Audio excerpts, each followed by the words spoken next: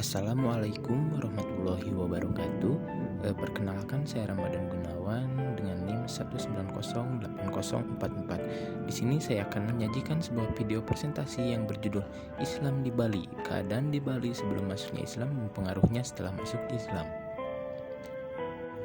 Nah, sebelum masuknya Islam ke Bali, Bali ini merupakan wilayah kepulauan yang di dalamnya terdapat kerajaan-kerajaan Hindu yang identik dengan kekentalan budaya Hindunya dan juga populer dengan jargon Pulau Seribu Pura. Nah, selain agama Hindu juga, masyarakat Bali ini dahulunya telah mempercayai atau ya istilahnya beragama itu mempercayai Wisnu dan animisme. Nah, kemudian sebagian besar dari masyarakat Bali ini juga memiliki berbagai profesi seperti nelayan dan juga petani. Nah, masyarakat di Bali juga telah mengenal berbagai macam organisasi kemasyarakatan seperti Subak dan Seka. Saleh Saidi dalam sejarah keberadaan umat Islam di Bali menyebutkan bahwa ketika kerajaan Bali ini menjadi kepanjangan dari kerajaan Majapahit, dalam Ketut Ngalsir yang merupakan raja dari Gel-Gel pernah mengadakan kunjungan ke Majapahit pada 1380 hingga 1460 Masehi, bersamaan ketika Hayam Wuruk mengadakan konferensi kerajaan-kerajaan pasal di seluruh Nusantara. Ketika kembali ke Gel-Gel, dalam Ketut Ngalsir ini diberi 40 orang pengiring yang ternyata seluruhnya itu beragama Islam. Adapun 40 orang muslim yang mengelilingi dalam Ketut Ngalsir dari Majapahit ini akhirnya menetap dan bertindak sebagai abdi kerajaan Gel-Gel dan menempati suatu wilayah pemukiman pemberian raja serta menikah dengan wanita-wanita lokal. Mereka itu merupakan cikal bakal umat Islam pertama yang datang ke Pulau Bali sebagai pengiring Raja Ketut Ngalsir dari Gel-Gel yang notabene sebagai kerajaan terbesar di Bali saat itu. Nah, kedatangan agama Islam di Bali ini memang telah lama adanya dan membentuk komunitas Islam era lama. Kedatangan 40 orang pasukan yang mengiringi dalam Ketut Ngalsir ini merupakan generasi pertama penyerahan agama Islam di Bali, walaupun keadaannya hanya sebagai prajurit dan sulit melakukan pergerakan sebagai pendakwah. Tetapi upayanya untuk menikahi wanita-wanita Hindu di Bali merupakan peran penting bagi perkembangannya Islam di Bali dan kemudian berkembang menjadi komunitas-komunitas muslim. Islam menyebar secara damai dan terus berangsur sejak abad ke-14 pada masa kerajaan Gel-Gel, ketika saat itu masih menjadi kerajaan pasal dari kerajaan Majapahit, hingga dapat diterima dan berkembang secara pesat di akhir ke abad 18 yang ditandai dengan dibukanya bandar-bandar pelabuhan di Bali dengan bantuan para syah bandar Bugis Makassar yang akhirnya banyak para pendatang dari Malaysia, Kalimantan, Lombok, Jawa, Cina, bahkan para pedagang dari Arab. Keberhasilan ajaran agama Islam diterima dengan mudah oleh masyarakat Bali tentunya tidak lepas pula dari peranan strategi dakwah yang dilakukan pada saat itu. Dakwah ini juga dilakukan di Karangasem oleh Ustadz Ali Musbah.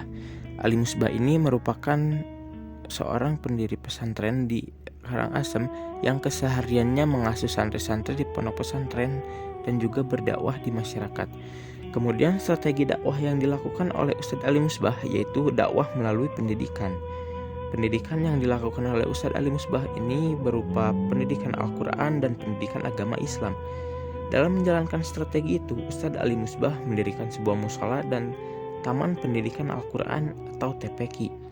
Ini merupakan strategi agar masyarakat muslim itu terlihat keberadaannya. Hal ini dilakukan karena ia melihat di setiap rumah orang Hindu ada pura tempat ibadahnya. Maka Ustadz Ali Musbah ini berinisiatif untuk mengajak masyarakat muslim untuk mendirikan sebuah mushola di tiap-tiap kampungnya. Setelah ada mushola, baru mengadakan TPQ agar mushola terlihat ramai oleh anak-anak yang belajar Al-Quran sehingga syiar Islam itu terlihat dengan jelas. Nah, selain mengadakan TPQ, di mushola juga diadakan pendidikan agama melalui majelis taklim untuk masyarakat setempat yang diadakan sesuai dengan kesepakatan masyarakat itu. Ada yang sekali dalam seminggu, ada juga sekali dalam sebulan. Nah, di majelis taklim ini juga Ustadz Musbah menggunakan metode ceramah dan dialog atau tanya jawab.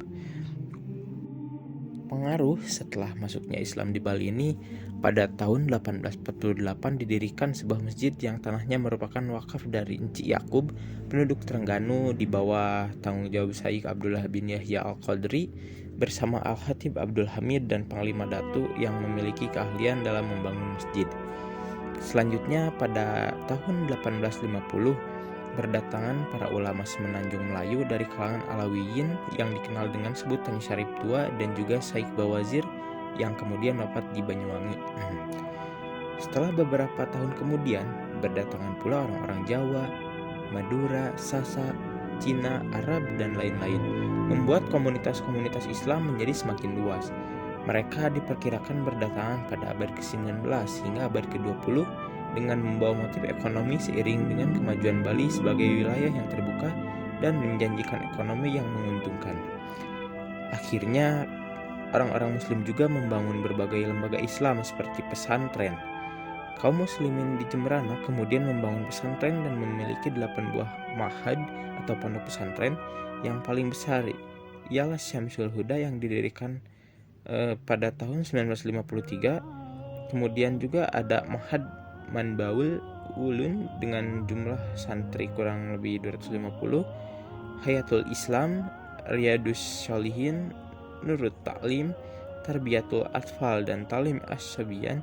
Selain itu juga terdapat sekolah-sekolah Islam yang di dalamnya terdapat hadroh dan alat musik semacam rebana. Selain itu juga berkembang kampung-kampung muslim seperti Gel-Gel, Woloan, Pegayaman, Kepoan, dan lain-lain. Nah, masyarakat Islam di Bali ini juga ternyata hidup berdampingan dengan masyarakat mayoritas yang ada di Bali, yaitu dengan masyarakat Hindu. Nah, mereka dapat hidup secara harmonis dan saling bertoleransi. Kekhasan dari pola interaksi Islam dan Hindu tersebut dapat menawarkan bentuk toleransi secara intern dan juga secara ekstern dalam mensiasati bagaimana sesungguhnya kerukunan antar umat beragama itu terbangun. Nah, kemudian adanya juga pola-pola kerjasama yang merupakan pengejawantahan dari semangat kebersamaan, ditambah lagi dengan adanya latar belakang kekerabatan semakin nampak kekhasannya. Jadi meskipun masyarakat Muslim di Bali itu sebagai minoritas, tapi dapat hidup dengan damai dan tanpa adanya konflik di Bali dengan kaum-kaum mayoritas yaitu masyarakat Hindu. Sekian video pemaparan dari saya. Mohon maaf bila banyak kekurangan. Wabillahi taufik wal hidayah. Wassalamualaikum warahmatullahi wabarakatuh.